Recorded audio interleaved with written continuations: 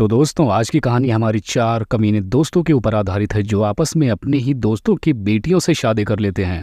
और ऐसा करते हुए ये लोग एक दूसरे की बेटियों के साथ जमकर रोमांस करते हैं। और आगे अब इनके साथ क्या क्या होने वाला है ये हम आगे कहानी में देखेंगे। तो चलिए कहानी की शुरुआत करते हैं। अब हमें कहानी की शुरुआत में 4 दोस्तों को दिखाया जाता है जो दरहरामी होते हैं और ये चारों बहुत ही ऊंची पोस्ट पर होते हैं। इन दोनों को वर्ल्ड वॉर 2 के बाद इटली पर हुकूमत मिली थी, जिसके बाद हमें दिखाया जाता है कि ये अपनी स्पिरिचुअल को निभाने के लिए एक दूसरे की बेटियों से शादी करने का निर्णय लेते हैं। जिसके बाद हमें एक डॉक्यूमेंट पर इनको साइन करता हुआ दिखाया जाता है। इनमें लिखा था कि अपनी पूरी जिंदगी में हद से ज्यादा गंदे काम करेंगे ताकि ये चारों डेविल के और भी करीब जा सकें। अब हम देखते हैं कि ये चारों अपने लिए 4 बहुत ही जवान बॉडीगार्ड्स ढूंढते हैं। जिसके बाद अब उनसे ये लोग 9 लड़कों को किडनैप करवाते हैं, जिसके बाद उन्हें नंगा करवाया जाता है। और जब इनमें से एक आदमी कैसे भी अपनी जान बचाकर वहां से निकल के भाग रहा होता है, तभी इनमें से एक आदमी उस पर शूट कर देता है। जिसके बाद ये लोग अब 9 लड़कियों को किडनैप कर पाते हैं, जिसके बाद अब उन्हें भी नंगा करने का प्लान बनाते हैं।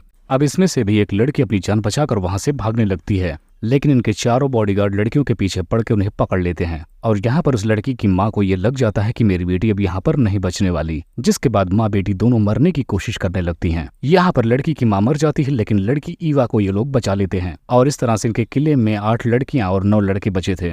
अब ये सीन यहीं से कट होता है। अगले पार्ट में हम देखते हैं कि ये चारों लोग 4 औरतें लेकर आते हैं जो पेशी से एक धंधे वाली होती हैं।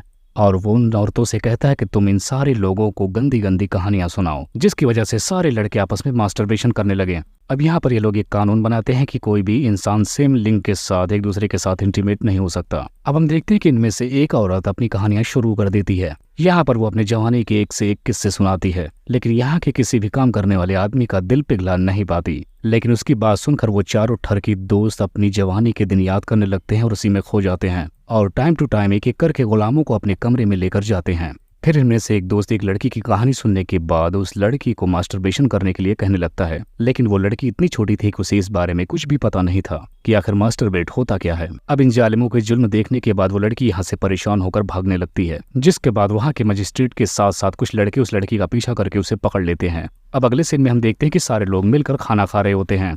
तभी उनमें से एक ठरकी आदमी अपना रिंग नीचे गिराता और एक लड़की को बुलाकर कहता है कि तुम इस रिंग को उठाओ।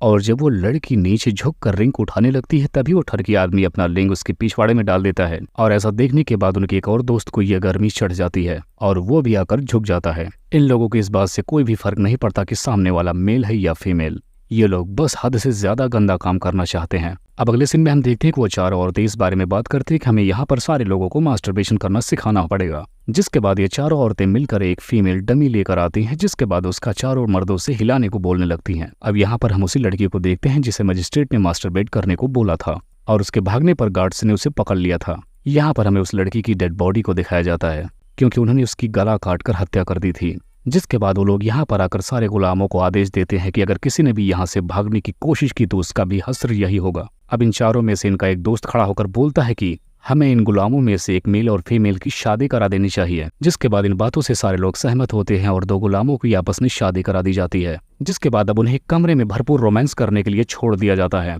अब ये मजदूर जब अपनी फर्स्ट नाइट की मजे लेने वाले थे, लेकिन तब तक वहां पर 2 लोग आकर उन्हें रोक लेते हैं और उनके अरमानों को ठंडा कर देते हैं। जिसके बाद वो अपने आप उन दोनों के ऊपर चढ़ाई कर देते हैं और यहीं पर यह प्रक्रिया खत्म कर देते हैं। अब अगले सीन में हमें दिखाया जाता है कि ये चारों दोस्त अपने गुलामी औरतों के साथ कुत्तों जैसा व्यवहार करने लगते हैं। इसके अलावा उन्हें खाना तक कुत्ते की तरह दिया जाता था।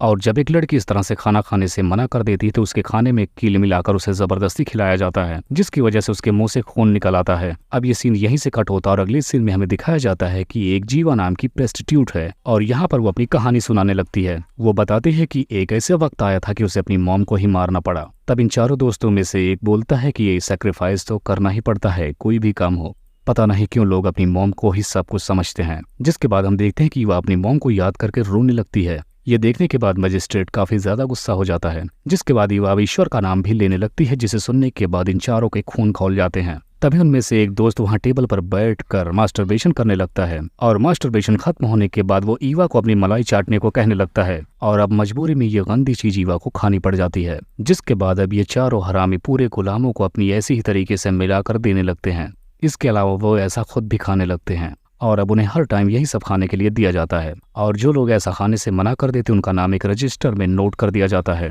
ताकि उसे लास्ट में सबसे दर्दनाक मौत दी जा सके।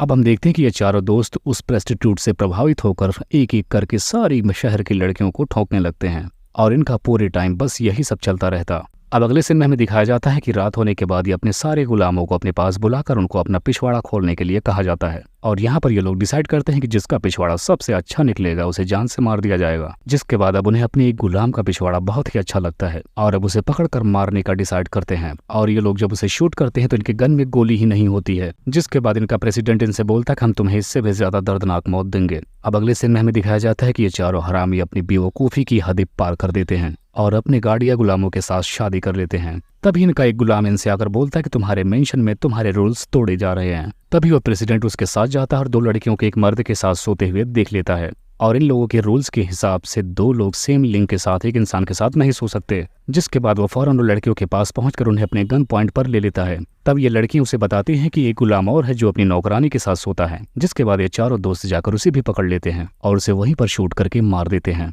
जिसके बाद अभी अपने सारे गुलामों को एक शिट से भरे टप में बैठा देते हैं। अब ये सीन यहीं पर कट होता है और अगले सीन में हम देख पाते हैं कि इन चारों दोस्तों का एक दोस्त अकेले होकर तीन दोस्तों को दूरबीन की मदद से देख रहा होता है और ये इसके तीनों दोस्त मिलकर एक गुलाम को टॉर्चर कर रहे होते हैं। जिसके बाद अब उनमें से एक दोस्त आकर चेयर पर बैठ जाता है और दूसरा दोस्त जाकर गार्ड के साथ मिलकर उन गुलामों को टॉर्चर करने का काम करने लगता है। इसमें गार्ड्स किसी गुलाम का पेनिस काट देते हैं और किसी फीमेल गुलाम के ब्रेस्ट ही काट देते हैं और ऐसे करके हर एक गुलाम के कुछ न कुछ काट दिए जा रहे थे। और लास्ट सीन में हम देखते हैं कि इनका तीसरा दोस्त भी आकर अपना शौक पूरा करता है। जिसके बाद ये चारों दोस्त इकट्ठा होकर अपने सारे गुलामों को मार डालते हैं और एक दूसरे के साथ डांस करते हैं। इसके अलावा जो गार्ड्स मेंशन के अंदर थे वो भी डांस करने लगते हैं और इसी को दिखाते हुए ये पागलपंथी वाली